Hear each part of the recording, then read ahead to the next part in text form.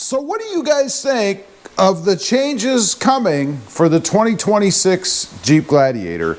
You know, I did a video recently running through everything that we know so far, and I got to thinking myself, you know, are these enough? Is this enough for me to consider buying a new Jeep Gladiator? Now, I know I haven't had this one very long, right? And I'm not talking about something that I would buy like January 1st or something, or whenever Stellantis actually releases the new Gladiator. But what would it take? And what would it take for you to buy a new Jeep Gladiator? So first off, there are a couple of interesting things about the 2026 Gladiator that might get me thinking a little bit. Not too much, but a little bit. First of all, they are coming out with releasing the 4xe.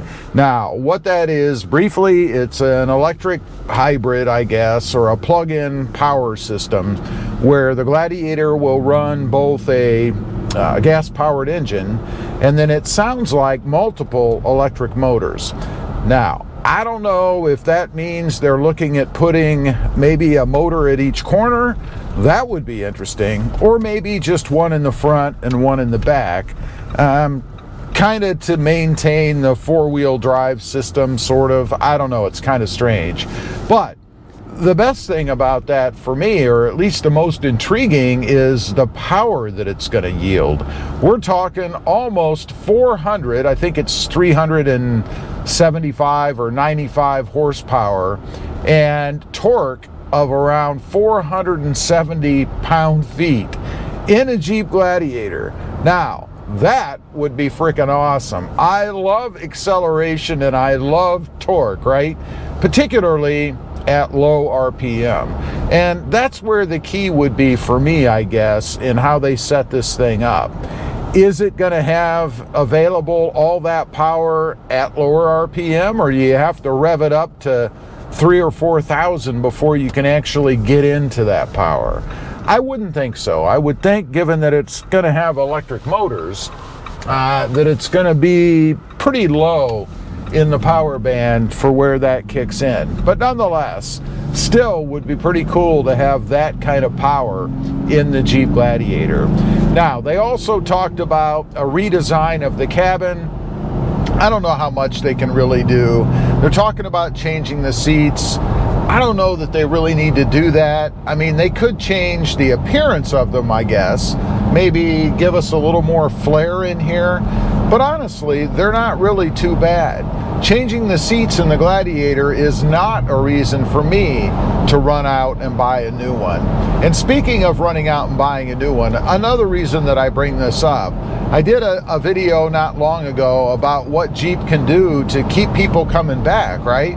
Once they've saturated the market, what are they going to do that's new that's going to make people want to go out and buy other ones, right? Or trade off what they actually have. The 4xe might be the reason, but the seats, certainly not. They talk about an upgraded screen, an upgraded infotainment system. Now, they upgraded it not long ago. They went from that kind of rectangular screen, of which you could get a smaller one or a bigger one, to this elongated rectangular screen, right? 12.3 inches, I believe. They say they're going to be, I guess, updating that, but really they're only updating it as far as adding screens to be able to see what the hybrid electric system is doing. Power flow, probably fuel efficiency, maybe departure angles and things like that for off-roading, probably power delivered in the four-wheel drive system when you are off-roading via that hybrid system.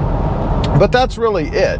And if you're not a big-time off-roader, I don't know that that really matters to you. I mean, it might be kind of neat to know that you have it, to be able to say that you have it, but if you don't use it, I don't know that that really adds any attraction to the Jeep Wrangler, or Jeep Gladiator rather, for me.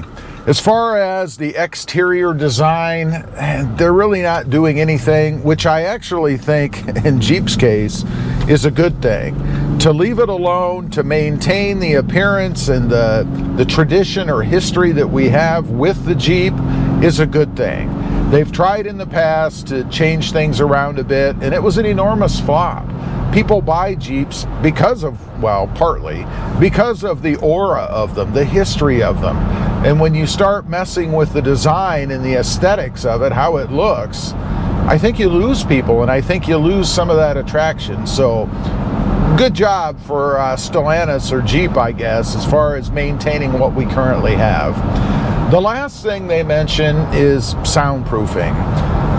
You know, there are a group of people out there who are very sensitive to sound. To me, it doesn't really bother me at all. If I hear wind noise or buffeting from the wind or anything like that, I just crank the radio up a little bit. I mean, if they really wanted to do something to improve sound in the Jeep, they would give us a better radio system, something that sounds really, really good, as opposed to adding weight to the vehicle and putting in insulation. But nonetheless, that's what they're going to do. So again, for me, that would not spur me to run out and buy a new Jeep Gladiator. I don't really care. So I guess in the end, it's all about the power for me, the drivetrain. Am I real excited about having a plug-in electric Gladiator? Not particularly. I think it's kind of goes against what Jeep is, right? I mean, it's supposed to be this off-road rugged vehicle, and you can't run out and plug it in when you're out in the middle of nowhere, right? Nor even just worry about plugging it in at any time. It's supposed to be a Jeep. I don't know. Does the power increase offset that? It might. It might. So I might contradict myself, you know. I might jump in one of these new 4xe power plants or Jeep Gladiators and actually fall in love with it because of the way that it feels. It will be interesting to see. Lastly, the V8 option sounded to me like that's still up in the air. They're kind of talking about it, but it really doesn't sound like it's something that they're definitely going to do. So I'm not quite sure about that. We shall see. Anyway, I just wanted to get on, kind of give you guys my impression. Honestly, in the end, I don't think that Jeep is doing enough really for me to want to go ahead and buy a new one. We'll see. Maybe I'll try one out, see how it is. Eventually, we'll find out. But at this point, I would say probably not. Leave a comment down below. Let me know what you're thinking. Is Jeep doing enough with this 2026 upgrade or change? Maybe call it a refresh. I don't know. For you to want to go out and buy a new one? I'd be curious to know what you think. Thanks for watching. Stay safe out there. Bye.